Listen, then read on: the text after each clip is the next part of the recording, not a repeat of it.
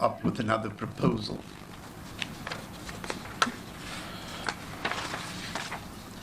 As a regulator of consumer business interaction, we were bequeathed with powers through Section 60 of the Consumer Protection Act. The NCC can authorize a recall of any product if reasonable grounds exist that any goods may be unsafe or that there is a potential risk to the public from continued use of it. We were then informed by Ford that they were implementing a recall and were presented with a strategy. There is no monetary value that can truly compensate for the loss of life or permanent injury to any human being. And the NCC believes that recalling this vehicle is in the best interests of all consumers. It is regrettable that a life has been lost. We don't know if it is actually for the reasons, but it is regrettable that a life has been lost, and that other consumers and the public at large had to be exposed to a hazard that we never would have expected from one of our most prized possessions, and that being a motor vehicle. Consumers have a right to fair value, good quality, and safety. This is clearly captured as a fundamental consumer right in this country. It is with this in mind that I say one unfortunate incident is one too many. This issue has dragged on for far too long. The NCC granted Ford an opportunity to conduct an investigation to find the actual cause of fire on these vehicles, to enable them to repair or replace the faulty components, to restore value and quality of the vehicles in line with relevant prescripts of the law. In terms of the law, the NCC had to give Ford an opportunity to deal with the matter as a responsible corporate citizen. No brand is bigger than the law. We ask consumers to approach us when they have concerns with any product or services to enable us to respond quickly and effectively. In conclusion, we would like to thank the media for holding up the mirror that reflected the plight and dismay of consumers who are utilizing this Kuga vehicle. I thank you.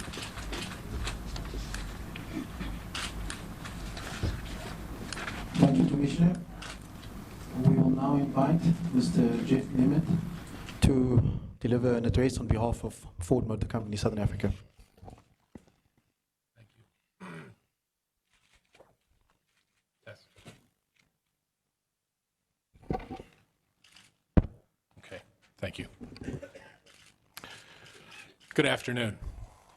Thank you, Commissioner, for the introduction and for the opportunity to share this announcement today. Just as a bit of a more formal introduction, joining me here from Dubai is George Gadu, as was mentioned. He's our Customer Service Director for the Middle East and Africa. And next to him, joining from Europe, is our Critical Concern Manager, Mark Galvin. I'd like to start by saying that the recent fires affecting the 1.6-liter Ford Kugas have been extremely unfortunate and concerning for our customers and for ourselves. I want to reassure you that at Ford, the safety of our customers is our #1 priority. We fully appreciate and understand the high level of concern and disappointment that has been expressed surrounding this issue. We are not aware of any injuries that have resulted from our engine compartment fires. Ford is built on providing our customers with quality products and service of the highest standard. While we continue to investigate the Kuga 1.6 engine compartment fires, based on the current data, we have determined that the fires are due to overheating caused by a lack of coolant circulation, which can lead to a cracking in the cylinder head and therefore an oil leak. If the leaking oil reaches a hot engine component, it can potentially catch fire. The data collected from our investigation and information obtained from the maintenance checks that we started in December, conducted by our dealers, helped us to identify the root cause of these fires. We have seen various numbers circulating. However, to date, we can confirm that a total of 39 incidents have been reported to Ford. Having said that, there may be some incidents that have not yet been reported to us.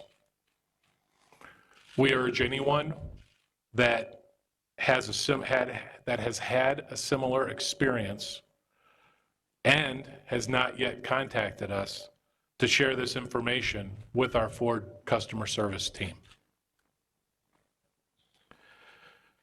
We are now announcing a voluntary safety recall for the affected Kuga 1.6.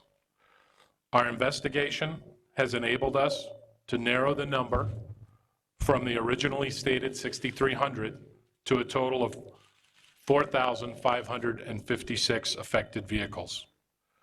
The safety recall is limited to 1.6 liter Kugas built between December 2012 and February 2014.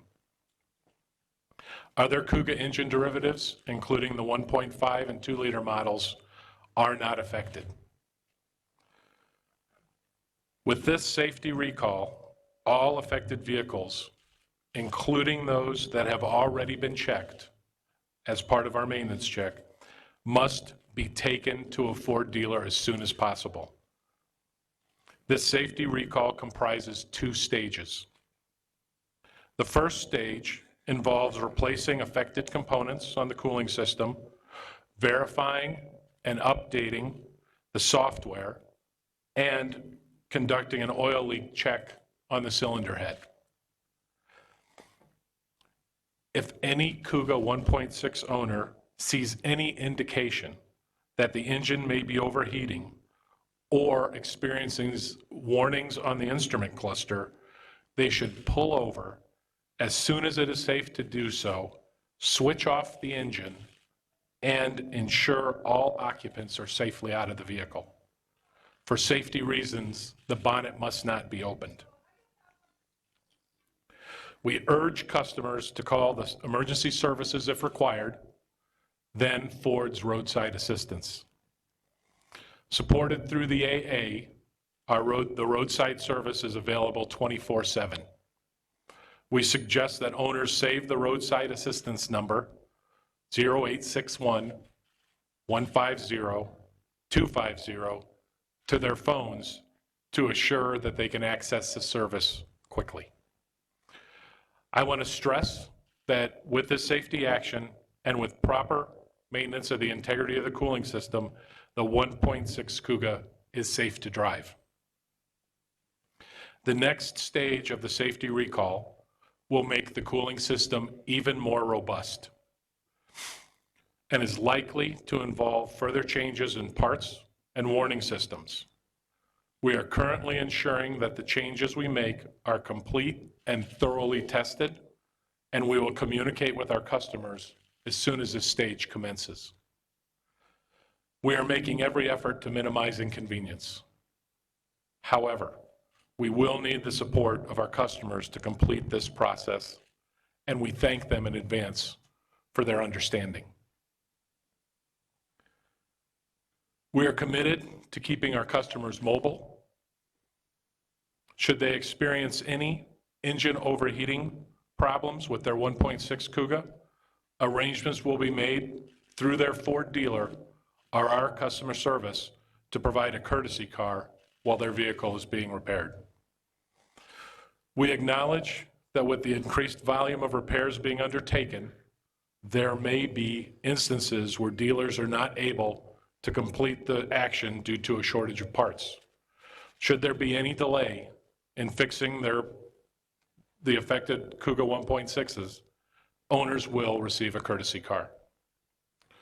Together with our dealers, we are working to streamline our processes to ensure minimal inconvenience to our customers. We understand that recent incidents have impacted on customer confidence in the Kuga. We will listen to our customers' concerns and reassure them with the safety recall actions, verifying the integrity of the cooling system, including maintaining proper coolant concentration. The Kugas remain safe to drive. As with all Ford customers, we will work with our dealers to ensure they are treated fairly.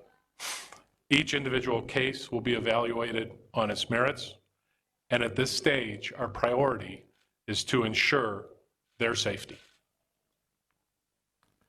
I noticed that the Jimmy family is here, so at this point, just let me once again offer my condolences and say how sorry I am at your loss of your loved one. I honestly, I can't imagine what you've been through. The safety recall we're announcing today involves cases where the vehicle overheated, resulting in an engine fire.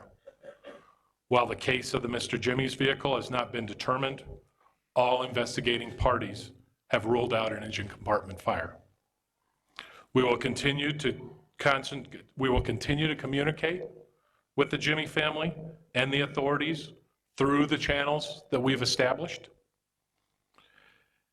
We also invite anyone else who has any information, including the family, who may have relevant information related to this unique and unrelated case, to share it with the authorities.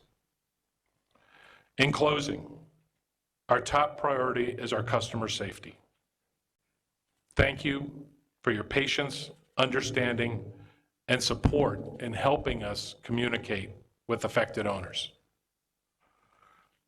I would also like to personally apologize for any inconvenience, fear, or uncertainty experienced with our product. The well-being of our customers is the utmost priority to us, and we remain committed to keeping them safe in their Kugas.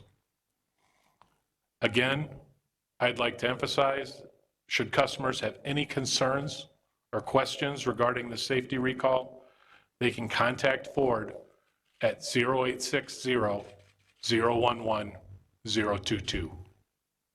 Thank you. Thank you, Mr. Nemeth. We will now open the floor to questions. What I'm going to do is I will take 5 questions at a time. We will start in Pretoria and then we'll move over to Cape Town there afterwards. With that said, the floor is now open. Graham Hoskin from the Times newspaper. Sorry, just allow me to recognize the gentleman in front of you. Could you just keep your hands up for me, please? 1, 2, 3, 4, 5, in this order. We'll start with you, sir. Nicholas Baer from eNCA. Mr. Mohammed and Mr. Nemeth, the impression has been created that you were very slow in responding to this issue. And while the fatal incident, you say, has not been drawn to the faulty parts in the Kuga, or at least investigations show this thus far, could you explain why it has taken so long? If the NCC as well as Ford is committed to customer safety, why was this issue not flagged earlier? Why was no action taken? Thank you. Mr. Nemeth, Graham Hoskin from the Times newspaper. Just in response to, or follow up to my colleague's question, we understand that Ford was several times last year warned of the safety issues, that they bore striking resemblance to the recalls which happened in the US, and that these were issues that were flagged by different insurance companies across South Africa through their fire investigators' reports. Now, they were notified from January 2014 all the way up until August, and we've now been told today up until October. Why, if Ford was aware of this, are they only reacting now? And also, can you tell us, I understand these Ford Kugas are imported into South Africa. Where are they actually built and assembled? Thank you.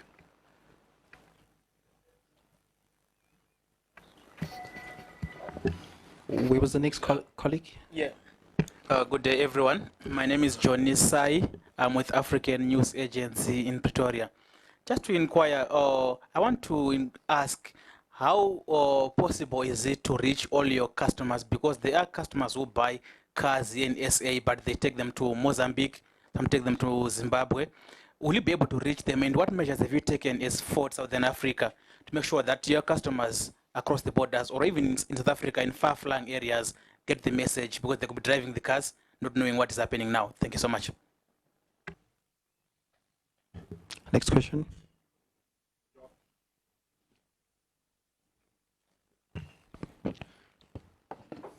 Good afternoon, Anton Meyer from Pretoria FM. How will the recall be communicated to the Ford Kuga owners? Are you only making use of this media briefing of the media? Are you going to advertise it in newspapers, on radio? How are you going to communicate this to the Ford owners? Thank you. Next question. My name is Diabo Seto from SABC TV News. I would like to find out, some of our viewers as well as your customers have mentioned the issue of unavailable parts at some of your dealers, and that has resulted in those that have taken in their cars to be looked at being delayed in terms of the parts being very delayed. And one customer actually has told the SABC that her car will only be available in February, and in the meantime she doesn't have a car. And the last question is the issue of the courtesy car. We've also been alerted to the fact that some of the dealers want a minimum of 1,500 rands before they give you a courtesy car. Will this apply to every customer that's affected by this? Thank you. We will allow, for the first question, I will allow or invite Commissioner Mohammed to respond partially, and then I will allow Mr. Nemeth to respond to the second part of the same question. Thank you. Ms. Ahmed. Thank you.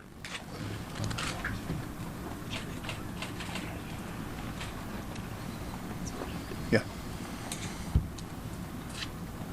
It's not on. I'm not sure. Who's this one? It's on, sir.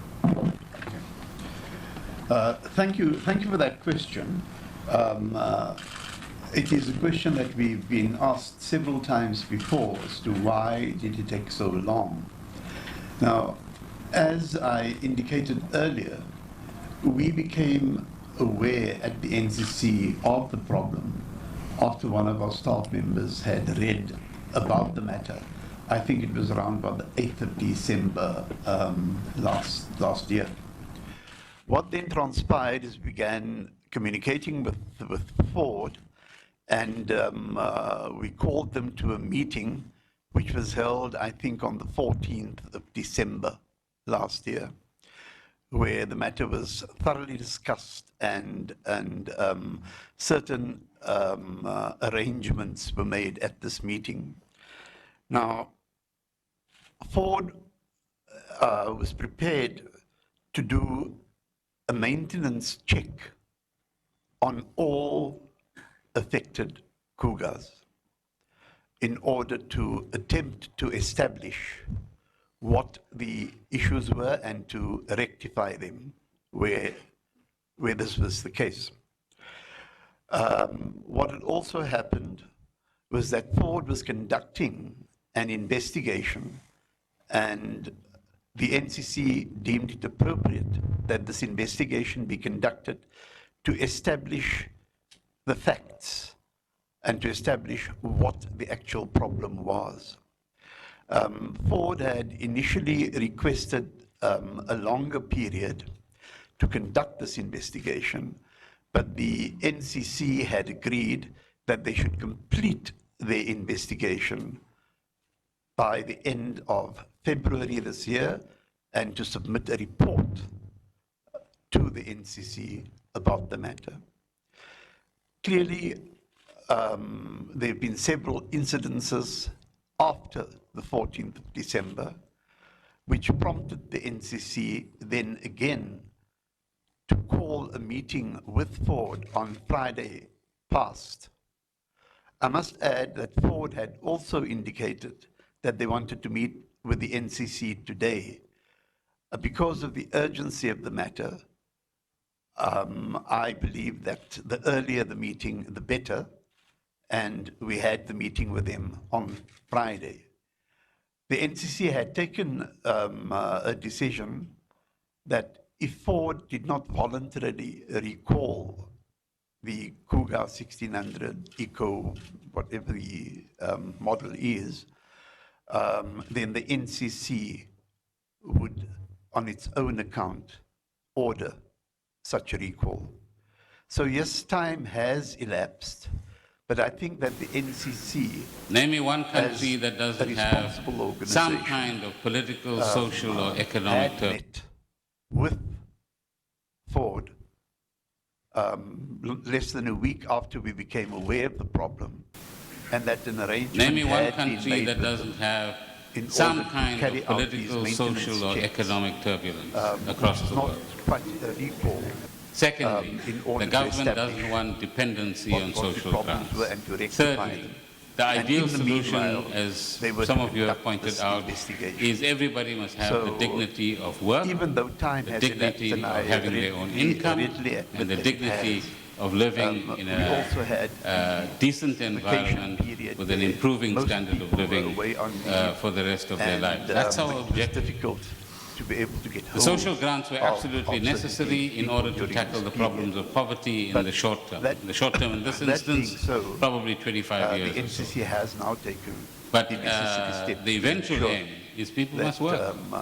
steps People are must be part taken of the economy. to avoid And that's where to those of prevent you such that actions are from happening. long-standing soldiers of the economy and hold very important I think I'm positional going to pass power over to George in a moment, need but I think to, I'd as just I like said to start several off times by this saying evening, think that, differently about what does inclusive just by growth virtue mean, and of what the are the nature measures that we as of South a Africans fire, can take a lot of to get people evidence involved. On of corporate what tax the and so cause on, was is as Judge consumed, Davis will tell you, that's a as highly part of that debatable process. matter. We do have lower We tax rates for investigated smaller businesses. There are a number every of single proposals that the incident that Davis came tax to our panel attention. has also made, Our some of which will engineers have were been working released around the for clock, comment on this either today or the next incident, day or so. from the time that we started and- doing the maintenance checks, we started getting more data, and which allowed them to come up with much better conclusions. But I'll turn it over to you, George, and I'll let you elaborate more. There you go. Thanks, Jeff. As Jeff said, when an instance like this, a lot of the evidence can be consumed, but it's also important to understand that the data and the volume of the data is important not only to understanding what causes the fire or an incident, but being able to rule out things that would take you down a path that you would waste resources and time chasing. So with the increase of the incidents that we saw as the weather got increased temperatures here in South Africa, later part of 2016, and with the number of vehicles we were able to inspect through the dealer maintenance, we were able to quickly pinpoint the actual cause and focus on that and getting to a resolution that, as we put it together, we'll be able to we're confident we'll address the issue in this particular instance. For the second question, Mr. Nemeth. Okay, thank you. Thank you for the question, Graham.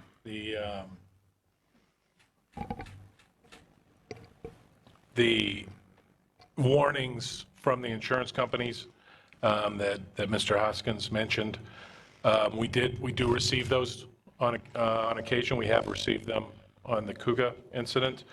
As I said, as we became aware of the incidents, we immediately started evaluating them to the point where we shipped 15 engines to the U.S. and Europe and for evaluation, damaged parts.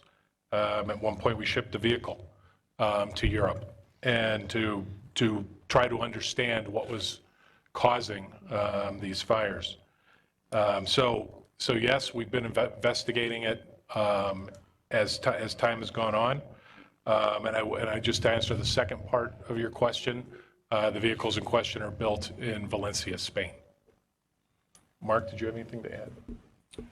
No, only Okay. there was the question about the actions in North America from previously. I think that was a question. So they were built in Louisville assembly plant, and they were early life failures, which we hadn't seen in the European production, and which were the driving vehicles with no coolant in them. So this is, now we're seeing the second half of 2016, we're seeing these cases in South Africa. We're seeing more in South Africa than anywhere else, and we're trying to understand what is the reason behind that overheat. We now know that it's an overheat and an engine oil fire. Our investigations are going on to find out what is the reason for that overheat and why just in South Africa. Thank you. I think Tony asked how it's possible to reach all of our customers. One of the benefits of issuing a safety recall is getting the information, the communication information for our customers, not only from our records and our dealer records, but also from the government database. So we'll be implementing that process. We have already sent emails out as part of the maintenance check.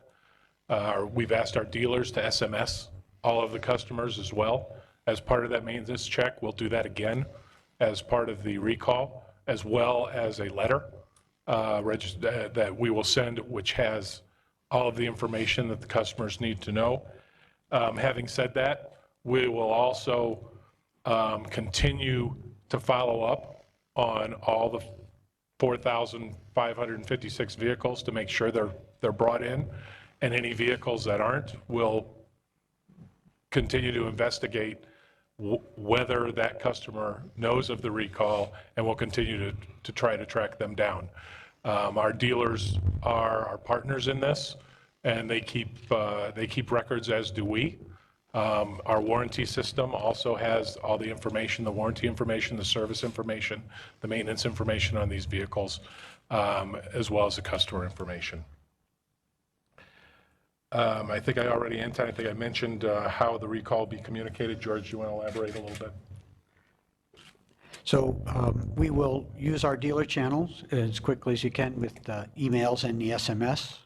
We've also undertaken to place an ad in the paper for those who may have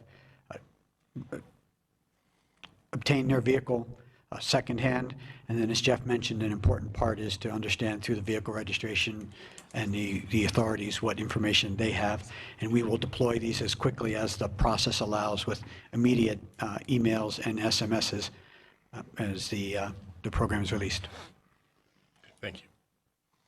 And then finally, there are, as I alluded to, there is a parts, we expect a part availability issue, and there has been a part availability issue with the maintenance check. And we've ensured that customers have courtesy cars available to them. And if for any reason one is not offered, they need to call us directly, and we'll work with the dealer to make sure that happens. There is generally a 1,500 Rand fee, as you said, for tolls and fuel. It's a deposit, it's not a fee. And it's just to cover any road tolls or fuel tolls that are associated with the rental. And we'll waive that for any customers. They'll still be responsible for the tolls and the fuel, obviously, but they just won't have to pay for it up front. Okay. I think the NCC would also like to contribute to the response for question number 4 in terms of the communication. Thanks, Trevor. In terms of the responsibility or the mandate of the Commission in terms of the product safety recall, the role of the Commission is to monitor the process and ensure that in terms of the reported numbers, that if they had reported to us that there are 6,000, or in this instance, 4,500 cars that are already involved, For them now that they have to do, living from this space now, it will be for them to come up with their communication strategy and their full plan in detail. And the role of the Commission now in liaising with our product recall directorate. They will be working hand in hand so that we know that we get on this instance. Normally for most suppliers would look for a monthly update. In this instance, we'll agree on a shorter term so that we ensure that at least bi-weekly we would get an update so that we know exactly that in terms of the number of recalls, how many have they recalled, what is it that they are struggling with, and how can we assist. And then we would also be looking at their own communication strategy as well to ensure that the media that's being used in this instance that reaches all South Africans. And because this is a safety critical matter, it would be better in certain instances that we also relook at other strategies so that we have a longer way of communicating, like going on radio and going on TV as much as we can. And I think this is some of the manner in which they would be able to foot that bill so that we ensure that they carry that load of communicating with all the customers as much as they can. Thank you. Thank you, Deputy Commissioner. We will now cross over to Cape Town. Cape Town, any questions on your side? I'm opening the floor. Yes, we do have questions. Wyndham? Thanks. The first one is just a housekeeping matter, please. If I can get the correct spelling of George and Mark's surnames, please, I'd appreciate it, and what exactly they do. I might have missed it in the beginning. The second relates to a point of clarity, please. George, if I got it correctly, seems to suggest that the higher temperatures experienced in South Africa during 2016 was the cause of the engine overheating, and which then ultimately led to the fire. But this seemed not to be backed up by Mark, who seemed to suggest, well, the jury's still out. So I'm just, can we say with sort of a high degree of certainty that the higher temperatures in South Africa was a direct cause of the engine overheating, or is that going a bit too far? For Mr. Nemeth, what is the what are the sort of the cost implications of the recall? I mean, what sort of amount has been set aside? Is it, I assume it's not going to infect Ford's investment decisions into the country. Yeah, I think that's all for me now. Thank you. Okay, the second one will be Paul. Good afternoon, Paul Vecchiato from Bloomberg. Just for Ford, yeah, the cost of the recall, and when you say safety recall, do you mean that cars will be just taken into the dealership, something altered or changed or whatever it is, and then given back to the customer? And then for the National Consumer Commissioner, it seems as though you've just relied on what Ford have told you. Have you decided to take any of the vehicles to bodies like the South African Bureau of Standards or the Council for Scientific and Industrial Research to see, for them to test the cars? Thank you. Trevor, that will be all for now in Cape Town. Thank you. So my name is George Goddu, Goddu, and my title is the Director of Ford Customer Service, Middle East and Africa. And my name is Mark Galvin. It's Galvin, and I'm the Critical Concern Manager for Europe, Middle East and Africa. So the follow-up question, if I heard it from Wyndham properly, was about the higher temps. And what we are found in our study is that the engine overheating leads to a crack in the engine head.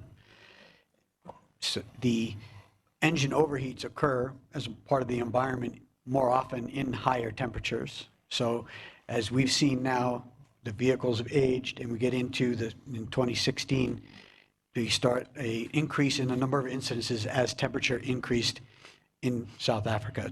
It's kind of a natural cause and effect. It's not the reason for the head crack, it's just a preponderance or more frequency of engine overheat possibilities. I don't know, Mark. Yeah, so I think a lack of coolant circulation causes more of a problem in hot temperatures. So we're looking into what is the reason for the lack of coolant circulation. Okay. And then the question, I think with both William and Paul both asked cost implications. We don't disclose the cost implications. And on top of that, we're still finalizing the phase 2 of the repair. But I will say that this is a responsibility we have to our customers, and it does not have anything to do with investment decisions that we're making in South Africa.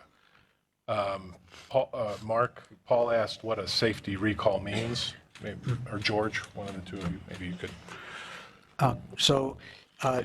Yes, the safety recall in this case entails having the car brought in, checking components and replacing components on the affected vehicles. We'll be doing that both in phase 1 and phase 2. In phase 2 will be a robustness action that will allow us to use the finalized, the remainder of the investigation to finalize the action and expedite parts for that robust second phase. Yeah, I guess it increases the impetus for customers to come forward to us. Okay. Okay, we'll be back in Pretoria.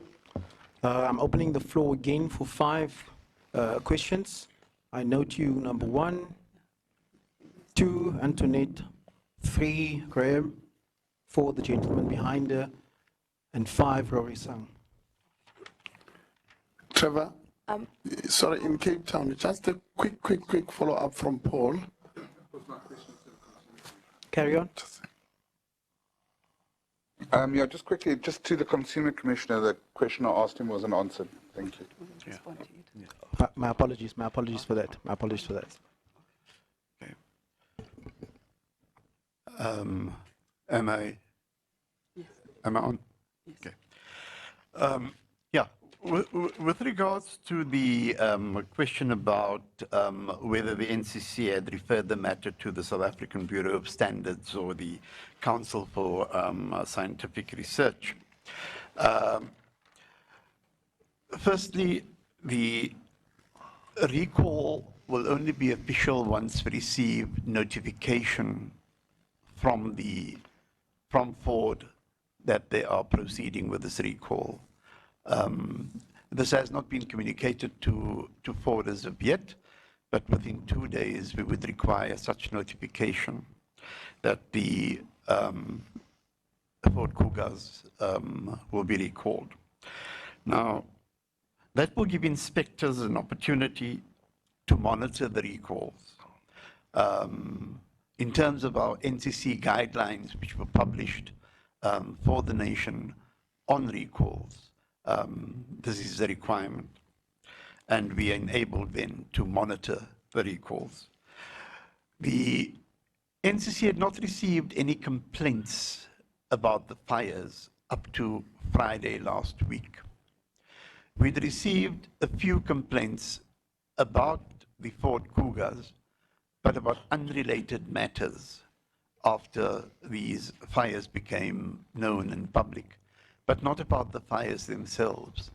It was this morning that some consumers visited the offices in the company of their legal person, and where a batch of complaints were then handed to the National Consumer Commission. We obviously haven't had an opportunity to assess them yet and to go through them yet. And what we will do is we will assess these complaints, and then they'll be dealt with on a one-to-one basis. And this does not mean, this recall does not mean that it is the end of the matter. Should there be any further issues, the NCC can still conduct a thorough investigation surrounding these matters. So allow us time in order to see what develops, in order to decide whether or not the NCC will then conduct this major investigation. Thank you. To respond on it, I think in the initial meeting when we met Ford in December, We brought in our colleagues. We had the National Regulator for Compulsory Specifications. That is in line with one of our provisions in the Act that says that any good has to comply with a set standard. That's why we brought in the National Regulator for Compulsory Specifications. And along as well, today we have the Ombuds for the motor industry. That was also available in the first meeting when we met with Ford. And if we have to conduct an investigation, as the Commissioner has said, that those will be the structures that we'll still use so that they assist us with their expertise in those certain areas where in the NCC doesn't have the expertise. Thank you. Sorry, it's over here. I just want to ask, what's going to happen to the customers who have their cars, I mean the cars which have already burnt out? And what about consumers who are too scared to drive these cars, even if you are promising to replace these parts? But we've spoken to a number of consumers who say they don't want to drive these cars and they still feel very unsafe, even if these parts are replaced. I mean, Akram, SABC News.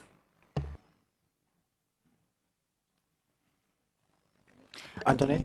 Antoinette Slabbert from MoneyWeb. My first question is to the Motor Industry Ombudsman. If the NCC did not receive complaints, it stands to reason that complaints might have come to you as a first port of call. Did you receive any complaints? If so, how many? How did you deal with it? And if so, why did you not alert the NCC about the safety issue? And then my other question to Mr. Nemeth: in the life of a Ford company internationally, and in the life of recalls, how big is this recall? I've heard people in the industry saying, cars burn out every day all over the world, which sounds very strange to me as a journalist and as a consumer. Could you just put this into context in the manufacturing industry? Graham Hoskin again from the Times. Sorry, Mr. Nemeth. Just a couple of follow-up questions to what my colleagues were asking, and then one of my questions. You say that you, in terms of being alerted by insurance companies, Ford was alerted. If so, and as you say, why did it take Ford so long to put out a warning? If you knew from insurance companies that there was a problem with Kugas in South Africa catching alight, why only in December was an alert put out on Ford's website? And will the people who were alerted, will they be forced to take account? Will they be forced to resign over their failures to take action? And if not, why not? And then I understand there was a problem a good couple of years ago with another Ford. I think it was the Pinto, where the fuel tank was rupturing from rear end collisions. Given those number of cars which were catching light and the people who died in those, has Ford not learned any lessons from that which they could have carried forward to how they would deal with the Kuga issue? Thank you. Mark Smythe from Business Day. Two questions. The first one is Ford products generally have a limp mode if they start to overheat. We've seen it with other models before. So why is the Kuga not going into limp mode and notifying the owners? Why is this essential safety feature not working? And secondly, the reason you're describing for the fire sounds pretty much identical to one of the numerous recalls in the US on the Ford Kuga and Escape in 2013 with relation to the coolant, the software and everything else. So the cars that have been on sale and have been driving in South Africa for the last 3 years, why have they not been updated to replicate the changes that were implemented in the US already? Rory-san. Rory-san from The Citizen. Just to elaborate on my colleague's question, people don't trust the brand anymore. They don't trust Kuga anymore. And as much as you say you will repair and maintain these vehicles, what happens to consumers that actually don't want it? Do they have an option of swapping vehicles, getting a cheaper model or the same valued model? Thank you. Thank you. I will close the floor and invite Mr. Nemeth to respond. Okay, I think the last question and the first question were the same. And they revolve around customers that no longer wanted their Kugas. I think what's important is that, as I said in my opening statement, these are our customers, we're gonna listen to them. We're gonna reassure them that their vehicles are safe to drive with the safety action, and ensuring the integrity of the cooling system is maintained. We would say, obviously, that there's no reason to lose faith in your vehicles. However, every Ford customer has our assurance that each individual case will be dealt with on its own merits, and that we'll treat all of our customers fairly. How big is this recall? George, obviously, any recall is important and critical and receives the highest priority. There is nothing more important to us than the safety of our customers. And I can't stress 1, 10, there is no number, right? This is an important issue for us as a company and for our customers, and we'll ensure that we take care of them. And then Graham asked again, why did it take so long? I think we covered that. Was there anything else that we wanted to add?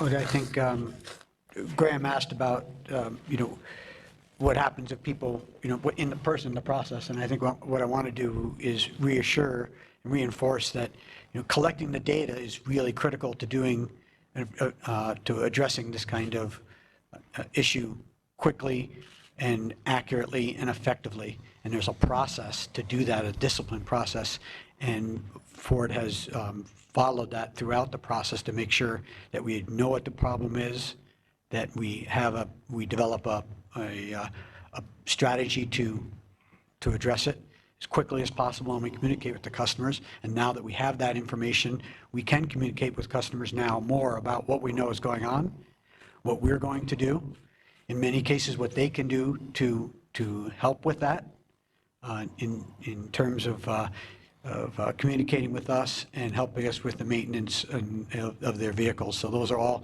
important things that we're now able to do.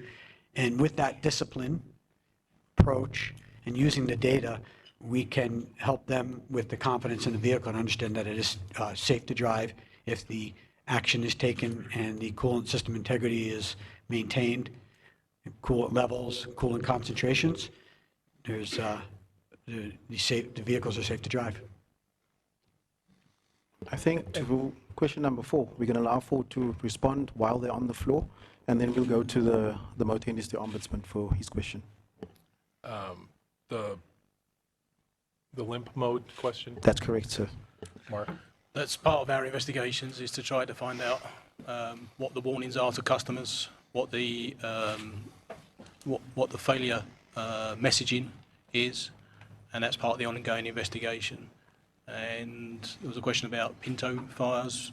So those were questions, those were incidents from the 1970s, and much of the processes we have for investigating issues that come from customers or from government authorities are based on those lessons learned from that.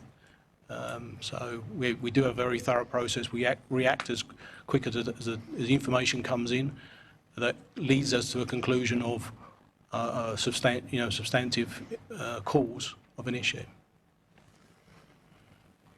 Thank you, sir. Ladies and gentlemen, the role of the Ombud is a very challenging one, and one of the challenges that we face is that we have to act in a reactive way rather than a proactive way to keep our objectivity. And therefore, we have to rely on cases reported to us before we can react to those cases. In the case of the Motor Industry Ombudsman, only one single case was reported, and it was not an actual fire. It was purely just out of fear of driving the vehicle. That particular consumer was referred to Ford, and then I must reiterate that our action also depends on whether it is the matter has gone past our mandate. And that is very important to realize that the Motor Industry Ombudsman is still subject to the code for the motor industry, first of all, and also to the Commission. And once it's gone to the Commission, it is the Ombuds's challenge then to wait for the Commission's instructions before it can act. And once again, I must just say that our action is reactive rather than proactive to maintain our objectivity. Thank you. Sorry, Trevor, can we just hear when that complaint was lodged with the Ombudsman? During December, while our office was actually closed for the year. Thank you, Pretoria. Cape Town? Mzi? Cape Town, there are no questions anymore for this round. Thank you. I'm going to open the floor for a last round of questions. Sorry, one of my questions was not answered. I asked about the banned cars, the cars that have already been banned. What's going to happen to those people driving those cars? That's a very similar answer to the one I gave. I'm sorry I didn't elaborate that. The burn cars obviously are, I'm sure they're insured. The insurance is a private matter between the customer and the insurance company.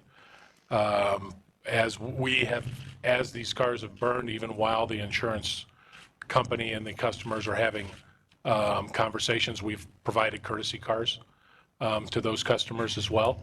And so we'll continue to interact with those customers and through our dealer body, and hopefully we'll get them into another Ford vehicle. But that's the way it would be handled. Okay, I'm opening the floor for a last round. I'm noting as follows: 1, 2, 3, 4, 5. I'm sorry, bro. Let's see if there's more time left. Okay, we'll start with question number 1. Hi there, Chad Lukoff from Auto Trader.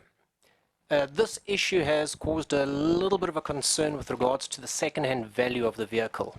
Many of the dealerships are lowballing customers that are coming in, wanting to trade in the vehicle, and not offering them market-related value. Is there a way that you're going to try and regulate that, or are you just going to leave it to disintegrate, essentially? Number 2. It's Ruben van Niekerk from Automobile. New cars are subject to the hundreds and thousands of kilometers of testing. How confident are you that this retrofitted fix will be reliable for the life of the vehicle? And also, 2014 Kugas will be coming towards the end of their warranty. Is there any speak of extending the warranty from when the car was repaired? Thanks.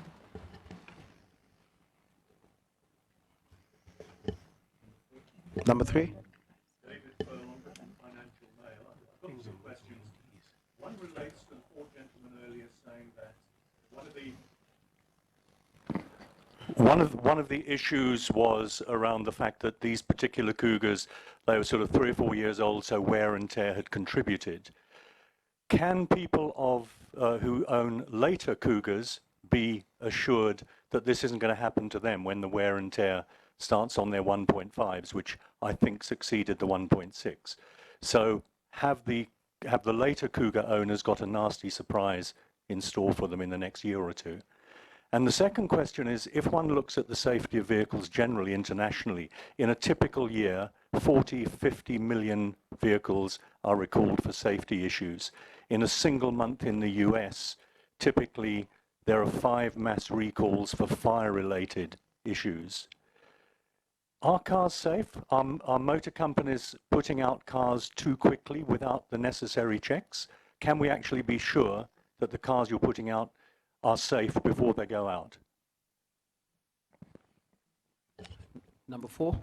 Mark Smythe again from Business Day. So I'm not sure that my second question was answered earlier, which is the one of the similarity between this recall and what needs to be fixed and the 2013 recall in the US, and therefore whether the changes that you're aware of that had to be made to the Escape were made to vehicles sold in South Africa as a regular service campaign here, and if not, why not? Graham Huskin again from the Times. No, Graham. It was Antoinette. Oh, sorry. I granted Antoinette that opportunity. Thank you. Mr. Nemeth, it seems to me as if you are passing the buck to the insurance companies. You manufacture a vehicle, there's a problem with it, it goes up into flames, and you say the insurance company and the client has to sort it out. What about cars that have not been insured? What about cars that burnt out where a claim has been denied because it's a mechanical fault? And surely if the insurance company is the one who had to pay the cost, I mean, how can you just say it's between the client and the insurance company? Sorry, Mr. Nemeth, Graham Hoskin. We understand, we've been told about 2 cases where people have brought in their cars to have their coolant systems replaced, only to drive off and have their cars catch fire. Exactly what is the coolant system that is being done, and why are these cars still catching fire? I mean, we've spoken to 2 people whose one woman got within 30 minutes of driving off with her car, and then the next minute it was engulfed in flames. How sure are you that these coolant checks that Ford has been instructed its dealerships to do are actually working? Thank you. Okay, we are closing the floor for questions now. I will allow Ford to respond to the questions. Thank you. Okay. I'll just take them in the order, and Mark, I'll get to yours as I go. Trevor, you mentioned residual values. I think that what we're going to do is continue to work with our customers. And I think as we demonstrate the robustness of our engineering department and the robustness of the repair, I would hope that customers and the market in general regain faith in the Kuga. But we will take each of the customers on a case-by-case basis. And our dealers will work with them, and they'll try to come to a solution that's acceptable. As far as the testing, how do we know that this is a robust fix, and the extended warranty, George? Well, it was mentioned, I think, that, we have thousands of hours in developing a car, and now we have the benefit of that development in additional to the actual field data that we get from the investigation and from the field from doing the checks. So we go back to the same product development process. We follow a very disciplined quality process to understand the root causes and make sure that we're addressing them in a way that we're confident that will effectively address the issue that in this particular instance. And I think that's where the key is the amount of data you can get helps you to feed that rather than from a design CAD, but from field data. So that's the benefit there.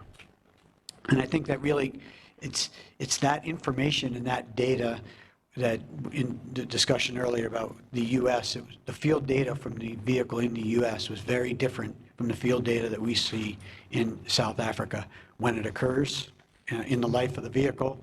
We know the vehicles are left-hand drive versus right-hand drive. There's a significant difference in those vehicles despite sharing an underlying platform. And that's why it's important that we understand and don't jump to a conclusion or conjecture, but allow the data to lead us down a path that's the quickest way and the most effective way to addressing the concerns. And in terms of the extended warranty, right now we're really focused on getting the recall completed. We don't expect to be an extended period of time out of the vehicle off the road, and we are addressing the mobility of the customer in that case. So at this point we have not discussed extending the warranty for these customers. And Okay. I think that covered it. Yeah, I think so. I think David, your question was, did wear and tear contribute to any of these issues?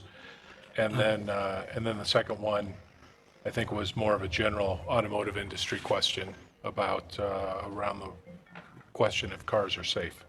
The wear and tear question, George? Or? Well, I think, again, we have to go on the information that we have, which is that these instances are occurring when vehicles have extended mileage on them. So that's part of the ongoing investigation, understanding what the root cause that leads to the overheat. But we are acting quickly to take the recall and do the first phase and address with the customers so that we can reestablish or ensure that the integrity of the system is there, and then engage our customers on the maintenance, and we'll address how the permanent fix or the second fix can help with the longer term repair. The other question was on the 1.5, and the 1.5, you know, is a different engine, and there's no data there's been no instances or reports of any kind of similar concern on that engine. So we will, of course, follow our process and understanding those in a disciplined manner if that occurs. Yeah, just to add to that, so anything we learn from the investigations of root cause on the 1.6, we would carry through to 1.5. We know there's a different schematic to the 1.5 compared to 1.6. There are other changes that happen on 1.5, and we've seen no field data to suggest there's any issues with 1.5. And then I think just on the general question, thank you for the data, David. I think what we are constantly evaluating our engineering processes, our design processes, and making improvements to those. I can verify that our cars meet all the regulatory requirements. All vehicles that we build meet all the safety regulatory requirements. And we're confident that our engineering system is robust and world-class. And I think that's really what's important is that we know that we're meeting all of the expectations from that standpoint. The similarity in this of the 2013 Escape, did we fully answer that? So I'll try again. So we know that the Escapes built in North America were all automatic transmissions. Any software updates would have been carried forward into the European produced vehicles. We know that the vehicle was, the issues that caused the loss of coolant were related to the assembly process and supplier processes in North America, and we saw none of that evidence in the European supply-based built vehicles at that time. So we had two different manufacturing sources with unique issues in the one manufacturing source. And that's why we didn't do any more work on the European built vehicles, because the root causes weren't there. And I think Graham had one, the last one was about 2 instances. Graham, we have not been informed of, we've got no information on any vehicles that have caught fire after the safety check is being done. So we would, of course, request that information be brought forward to the dealer or to Ford directly as soon as possible, so we could evaluate that, and that would go into our data. That's something that would be very important for us to know. At this point, we have not received that information. Yeah, I can say, though, I think, Graham, I read your article. I think it was in the Eastern Cape was one of the instances that you're talking about. That was a vehicle that was bought used. It went through the pre-delivery process, but did not go through the maintenance check. And so it should have, but it did not on that one particular item. We have verified that by looking at the service records. Okay, I'm going to declare this briefing closed. What's going to happen now is, if there's anyone that wants one-on-ones, if there's any questions that you feel that was not adequately addressed, I'm sorry, Trevor, my question about cars that are not insured or where the insurer doesn't pay was not answered. Yeah, we'll work with the customers and the insurance companies, as we always do, on a case-by-case basis. Is that okay, Antoinette? Thank you. So you'll respectively contact ourselves, the Consumer Commission, the Office of the Motor Industry Ombudsman, and Ford if you have any further questions or any requests for one-on-ones or any further engagements.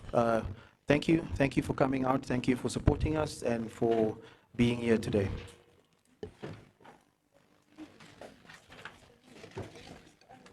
Thank you, Cape Town. Thanks, Trevor. 4,556. Yes. Yes, that were originally. We were able to narrow it down. Yeah, through our investigations. Yes. Nicholas Brown from eNCA. Nicholas. Is there any chance that we can do a live interview with you right now? Yeah, sure. It's just, I think my communications team will kind of try to find a quiet place to do it. Hi, Mr. Nimitz. We have a camera just set up here in the... Yeah, we should probably wait until kind of the quiets down. Let's Rello will help us set up.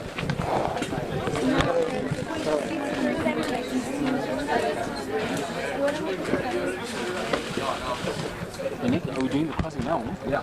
Okay, cool. Sorry.